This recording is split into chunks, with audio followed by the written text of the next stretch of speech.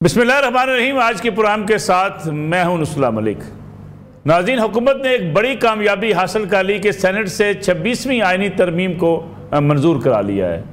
कई रोज़ से आइनी तरमीम पर मुशावरत जारी थी। हुकूमत पर तनकीद भी की जा रही थी कि इस आइनी तरमीम के नतीजे में शायद आइन को बिल्डोज किया जा रहा है और इस आइनी तरमीम का रास्ता रोका जाना चाहिए। दूसरी तरफ हुकूमत ने मुज़ाकरात किए, अपोजिशन के साथ भी बातचीत की। मौलाना फजल रहमान ने एक बुनियादी किरदार अदा किया। वो पाकिस्तान तहरीक इंसाफ को राज़ी करने की कोशिश करते रहे, लेकिन तहरीक इंसाफ ने इस वोटिंग में हिस्सा नहीं लिया। अब ये मामला कौमी असम्बली के पास जाएगा। कौमी असम्बली इस आइनी मुसवदे की मंजूरी दे देगी, जिसके बाद 26वीं आइनी तरमीम नाफिजुल अमल हो जाएगी। बहुत से ऐसे शकूक व शुबहात थे जिसका इजहार बारहा किया जाता रहा। कहा जाता रहा कि शायद कोई ऐसी आइनी तरमीम लाई जा रही है जिसके नतीजे में कुछ बहुत सी चीज़ें जो हुकूमत करना चाहती है, जो इस्टेब्लिशमेंट करना चाहती है, इसीलिए हुकूमत को जल्दी भी है और हुकूमत के साथ साथ इस्टेब्लिशमेंट भी यही चाहती है। आपने टीवी टॉक शोज़ में भी देखा होगा, सियासतदान बार बार कहते रहे कि आइनी मुसवदा कौन लेकर आ रहा है, इसके पीछे कौन है। ये सारी कहानियाँ आज तकरीबन दम तोड़ गई हैं। हुकूमत की इस कामयाबी के साथ ही अगर देखा जाए तो शिकवार जो सेनेट से इस तरमीम की मंजूरी हो रही है, उसमें सबसे अहम चीज़ जो है वो जुडिशल कमीशन का आइनी बेंच तश्कील दिया जाना है। और इस आइनी बेंच को जुडिशल कमीशन ही तश्कील देगा, जिसमें तमाम सूबों से मुसावी जज तैनात किए जाएंगे। आइनी बेंच की तश्कील के लिए जजेस का इख्तियार जुडिशल कमीशन के पास होगा और जुडिशल कमीशन में चीफ जस्टिस ऑफ पाकिस्तान समेत 4 सीनियर जजेस, 4 पार्लियामेंटेरियन हिस्सा होंगे। 2 कौमी असम्बली और 2 सेनेट के मेंबरान जुडिशल कमीशन का हिस्सा होंगे। वज़ीर कानून और अटार्नी जनरल भी जुडिशल कमीशन का ही हिस्सा होंगे। एक नुमाइंदा बार कौंसल और एक स्पीकर की जानब से नामजद करदा खातून या कोई अक़लीती रुकन इसमें होगा। दूसरी तरफ चीफ जस्टिस ऑफ पाकिस्तान के लिए एक तश्कील दे दिया गया है कि 3 रुकनी जो है वो जजेस, सीनियर जजेस पर मुश्तमिल नाम होंगे। उसके बाद चीफ जस्टिस की तैनाती की जाएगी। गोया अगर देखा जाए तो पार्लियामेंट ने भी जो चीफ जस्टिस की तैनाती है, जजेस की तैनाती है, उस हवाले से अपना किरदार जो है उसको आज सरनोस का जायज़ा लिया है और अपनी उस अथॉरिटी को कायम रखा है। बाकी जितने खदशात का इजहार किया गया वो इस आइनी तरमीम के अंदर नज़र नहीं आते। मौलाना फजल रहमान और उनकी जमात कहती है कि जो हुकूमत का मुसवदा था हमने उसमें काफ़ी हद तक तरमीम कर दी। बैरिस्टर अली ज़फ़र साहब ने आज सेनेट से खिताब करते हुए ये कहा कि जो हुकूमत लाना चाह रही थी, मौलाना फजल रहमान साहब का हम शुक्रिया अदा करते हैं कि वो उसमें कामयाब नहीं हो सके, क्योंकि उस तरमीम के नतीजे में आइन को बिल्डोज किया जा रहा था। अगर वाकई ऐसा है और ये तरमीम कोई बहुत ज़्यादा ख़तरनाक नहीं है तो फिर तहरीक इंसाफ ने इसका बाइकाट क्यों किया? तहरीक इंसाफ इस पार्लियामेंट की बालादस्ती में होने वाली इस तरमीम का हिस्सा क्यों नहीं बनी? ये भी अपनी जगह पर एक सवाल मौजूद है। और दूसरा देखना ये है कि अगर चीफ जस्टिस ऑफ पाकिस्तान की तकर्री के लिए 12 रुकनी खुसूसी पार्लिमानी कमेटी बनाई जा रही है तो उससे सुप्रीम कोर्ट के साथ साथ पार्लियामेंट की जो बालादस्ती है उसको भी तस्लीम किया जा रहा है। इसी भी आज के प्रोग्राम में बातचीत करेंगे। मेरे साथ मौजूद हैं मुल्क के मुमताज़ सीनियर कानूनदान जनाब मियाँ दाऊद साहब, उनके साथ तशरीफ़ रखती हैं सीनियर सहाफ़ी एंकर पर्सन समीना पाशा साहबा, और मेरे साथ मौजूद हैं सीनियर सहाफ़ी सीनियर तजियाकार इमरान शफकत साहब। मियाँ दाऊद साहब, अगर प्रोग्राम का आगाज़ आपसे किया जाए, बहुत कहते ना बहुत शोर सुनते थे पहलू में दिल का, जो चीरा तो एक कतरा है खून निकला। यानी ये इतना शोर, इतनी लड़ाई झगड़े, हुकूमत ने अपने नंबर्स भी पूरे कर लिए, सेनेट से मंजूरी हो गई, शिकवार मंजूरी हुई इसकी, लेकिन जो कुछ कहा जा रहा था कि पूरा आइन बिल्डोज किया जा रहा है, मैं अभी अली ज़फ़र साहब को सुन रहा था। अगर वो कहते हैं कि उनकी कोशिशों से, मौलाना फजल रहमान की कोशिशों से ये तरमीम जो सामने लाई गई है, फिर PTI को इतराज़ किया था? PTI के पास बेचने के लिए कभी भी कोई ऐसा चूरन जो है वो मौजूद नहीं रहा कि जो कभी भी जिसमें कोई सब्सटेंस हो।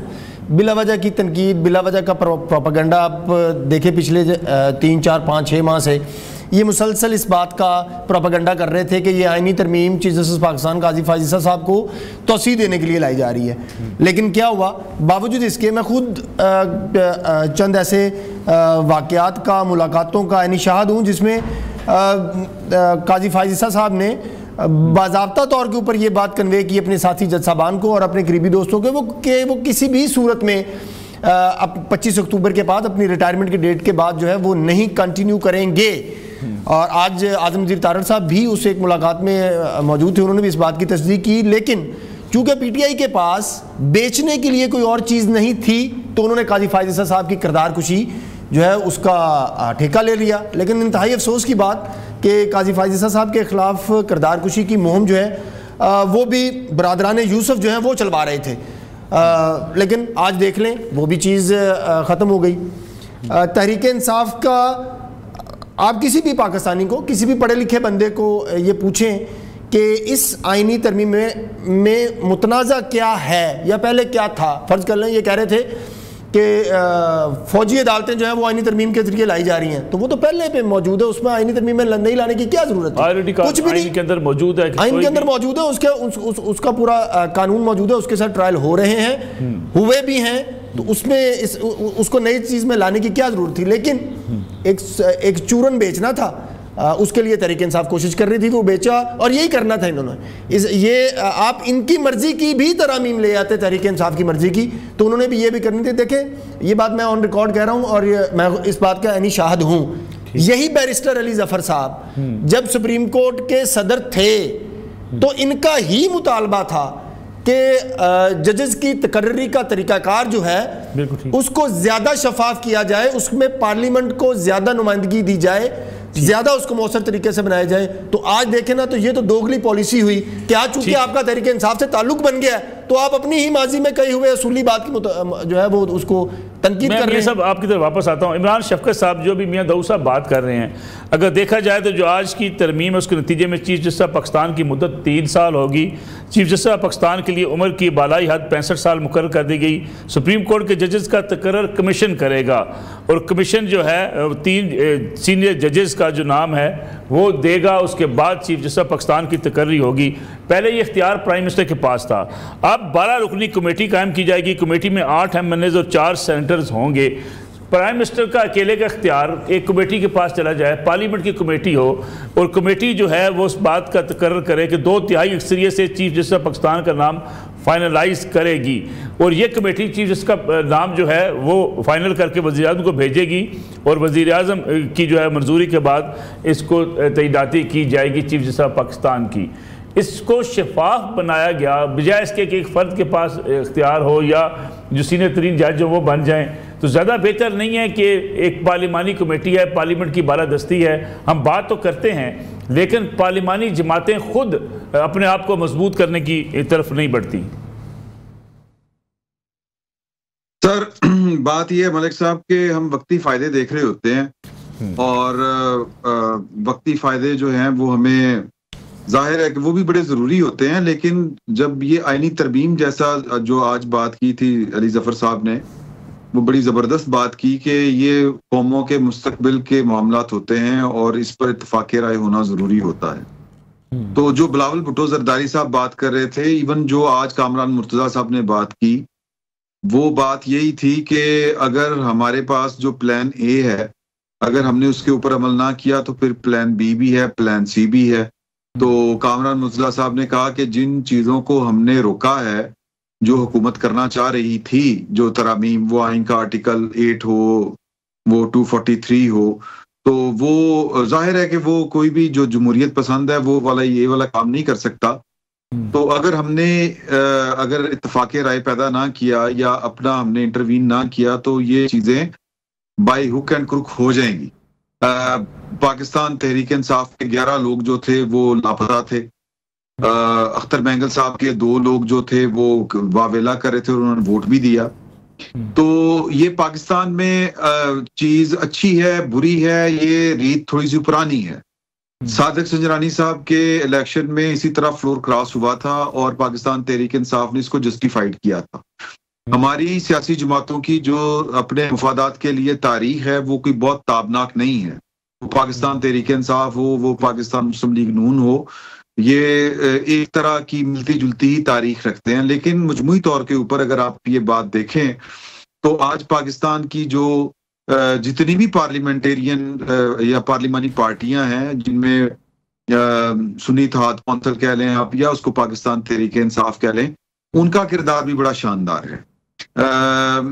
जो बैरिस्टर गौर साहब हैं, जब उन्होंने गुफ्तगू कर रहे थे मौलाना साहब के साथ खड़े होके, तो उन्होंने बात ये वाली दोहराई मौलाना साहब ने, और उसकी तरदीद मैंने कम से कम नहीं सुनी कि बैरिस्टर गौहर साहब ने उस वक्त भी की हो या उसके बाद भी की हो। उन्होंने कहा कि जो पाकिस्तान तहरीक इंसाफ है, इनको भी आईनी तरामीम के ऊपर किसी भी किस्म की कोई तहफ़्फ़ुज़ात नहीं है, और जो यानी कोई उसूली इख्तलाफ नहीं है। अलबत्ता जो कुछ इनके पार्लियामेंटेरियंस के साथ हो रहा है, जिस तरह वो गायब कर दिए गए हैं लोग, तो ये बतौर एहतजाज उसका हिस्सा नहीं बन रहे। तो बाकी ये मैं अगेन वही बात करूंगा कि इस सारे अमल को जस्टिफाइड नहीं किया जा सकता कि हम तो वो लोग हैं जिन्होंने सादिक संजरानी साहब वाले मामले के ऊपर भी एतराज किया था। अब भी पाकिस्तान तहरीक इंसाफ के 11 लोग आगे पीछे किए गए हैं, बड़ा गलत किया गया है, नहीं होना चाहिए। लेकिन अच्छी बात ये हुई कि उनके वोट इस्तेमाल नहीं किए गए पाकिस्तान तहरीक इंसाफ के जो लोग थे। मजमूई तौर पर अगर आप इस तरमीम का जायजा लें तो ये पाकिस्तान की रियासत के अंदर जो एक तवाज़न है जुडिशरी के हवाले से, उसको कायम करने की एक कोशिश की गई है। अल्लाह करे कि ये जो जिस ख्वाहिश के तहत किया गया है ये बारावर भी हो, समर बारावर हो, और इसके फ्रूट्स पाकिस्तान को मिले।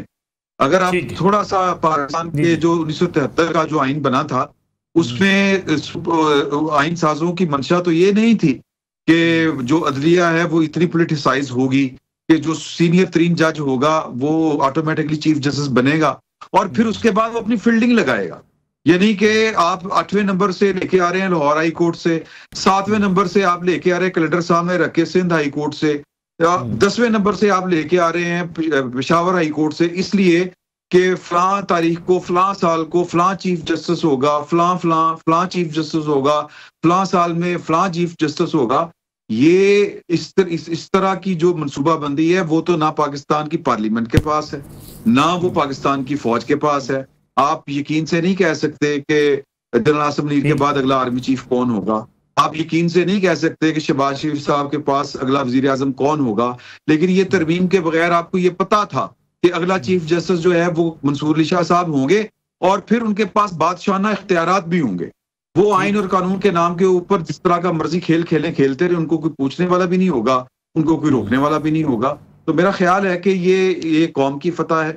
ये आज वक्ती तौर के ऊपर पाकिस्तान तहरीक इंसाफ को लग रहा होगा कि ये उनको शिकस्त हुई है, लेकिन आने वाले वक्त में पाकिस्तान तहरीक इंसाफ पार्लियामेंट के अंदर आज भी अपोजिशन बेंचेस के ऊपर है और उनकी मर्जी के बगैर जो है वो अगला जो कहने का आईनी अदालत है उसका क़याम मुश्किल होगा।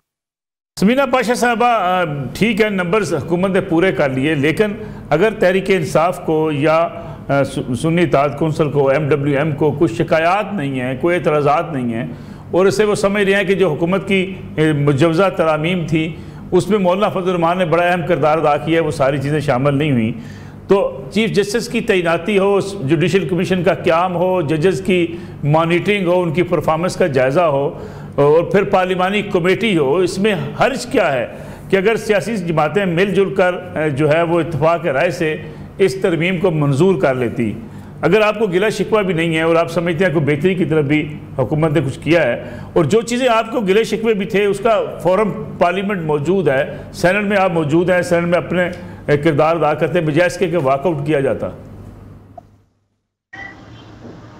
शुक्रिया मलिक साहब। सबसे पहले तो इसी पे बात कर लेते हैं कि PTI ने क्यों वोट नहीं किए। उस पे तो उन्होंने अपना मेरा ख्याल है वाज़ेह मौक़िफ़ दिया कि वो समझते हैं कि ये जो पार्लियामेंट है ये लेजिटिमेट नहीं है कि वो आइन साजी जैसा काम करे, तो वो इसलिए समझते हैं कि वो इसका हिस्सा बनकर इसको एक आइनी जवाज़ या कानूनी जवाज़ फ्राहम नहीं कर सकते। तो ये उनकी एक उसूली पोजीशन है इसके ऊपर।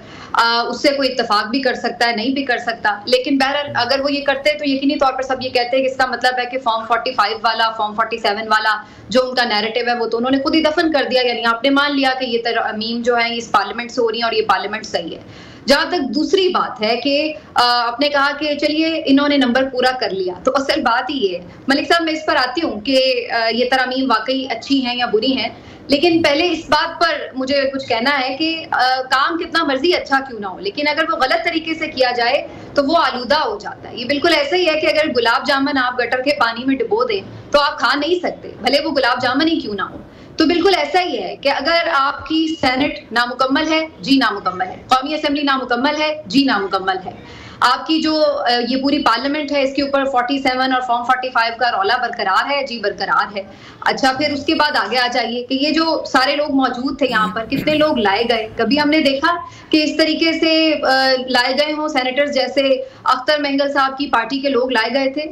क्या हमने कभी इस तरह देखा? क्या लोगों के घरों में फलांग कर, उनके बहू बेटियों को डरा धमका कर, इस तरीके से 11 लोगों को लापता करके, क्या इस तरह कानून साजियां होती हैं? नहीं होती। और फिर जो मुसव्वदा इन्होंने पास करवाना था वो कितनी देर तो हवा में ही था, उसका पता ही नहीं था कि उसमें है क्या।